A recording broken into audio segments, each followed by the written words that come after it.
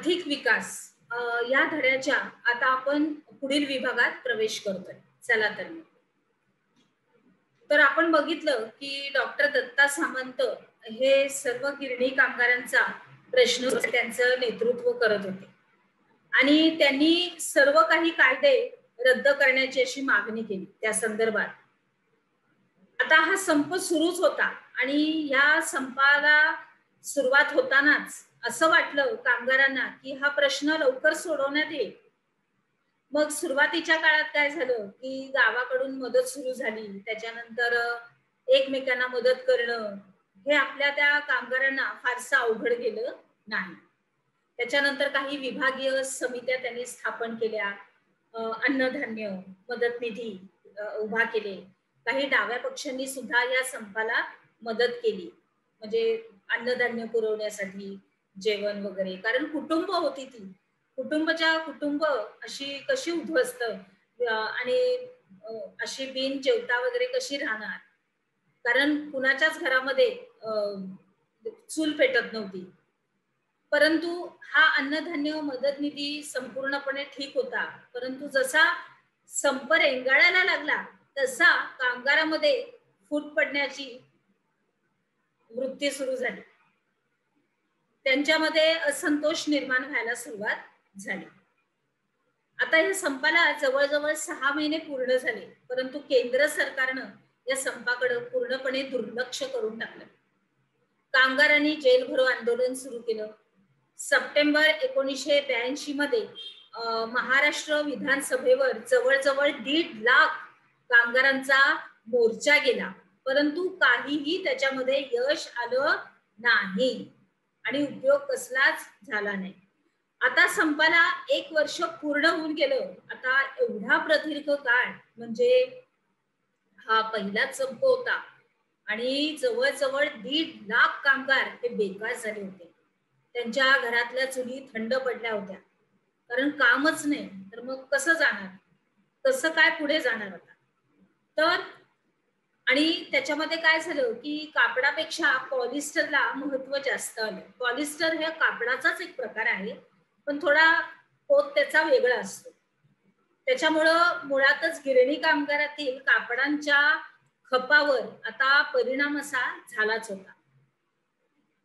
हा परिणाम झालाच होता. म्हणजे मग मुंबईतून आपल्या कापड गिरण्या ज्या होत्या, ज्या गिरण गावात होत्या, त्या सुरत आणि गुजरात मध्ये गेल्या आणि केंद्र सरकारनं 13 गिरण्यांचं राष्ट्रीयकरण केलं. समस्या सोडवण्यासाठी लवाद पण नेमले गेले, पण तो यशस्वी झाला नाही. काहीच यशस्वी या संपामध्ये झालेलं दिसत नाही.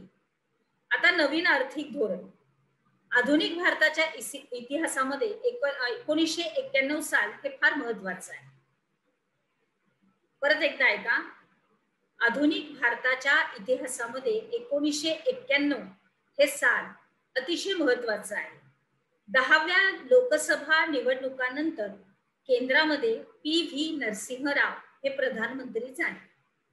आता त्यांनी प्रधान अर्थमंत्री डॉक्टर मनमोहन सिंग यांच्या सहकार्यानं भारताची अर्थव्यवस्था जागतिक अर्थव्यवस्थेसाठी जोडण्यासाठी एक नवीन आर्थिक धोरण असं स्वीकारलं आणि यासाठी भारतीय अर्थव्यवस्थेशी जोडण्याचा नवीन एक अर्थ धोरण स्वीकारलं. कशासाठी की अर्थव्यवस्थेत काही बदल घडावे आणि भारतीय अर्थव्यवस्थेला जागतिक त्यांनी प्रवाहात आणलं. या काळामध्ये आपल्या भारताची आर्थिक अवस्था आणि स्थिती अतिशय बिकट झाली होती.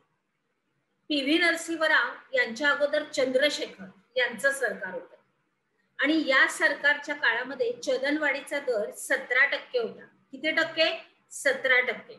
आणि आर्थिक वृद्धी 1.1 या टक्क्यांनी वाढत होते आणि आयातीसाठी आठवडाभरच पुरेल एवढंच परकीय चलन आपल्या भारताकडे होतं. मग परकीय कर्जाची परतफेड करणं आणि त्यावरती व्याज देणं हे अतिशय कठीण झालं होतं. मग काय, मे 1991 मध्ये चंद्रशेखर यांच्या काळात सरकारनं काही सोनं विकून तर काही सोनं गहाण टाकून ही परिस्थिती आटोक्यात आणण्याचा प्रयत्न केला.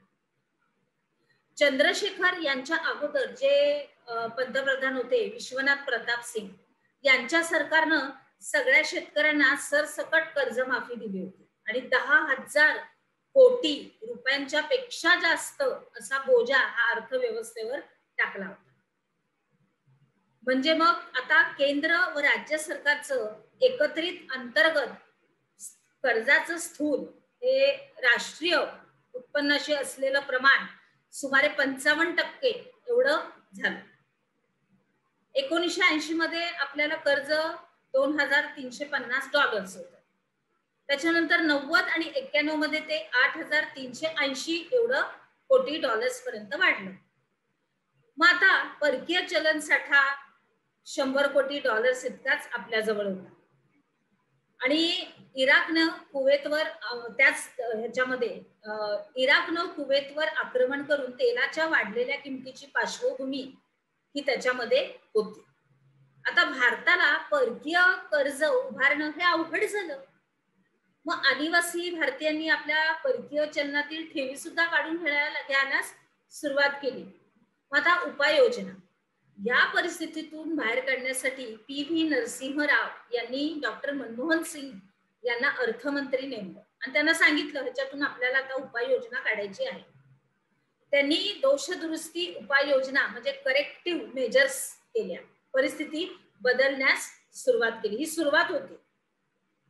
तर आता पुढे आपण जाऊया पुढच्या विभागात. त्याच्या अगोदर आपली काही प्रश्नोत्तरे आपण बघूया. जेल भरो आंदोलन का सुरू झालं, नवे आर्थिक धोरण यामध्ये काय काय घडामोडी झाल्या आणि भारताला परकीय कर्ज उभारणं अवघड का झालं याचं कारण द्या. चला तर मग आता आपण पुढील विभागात प्रवेश करूया.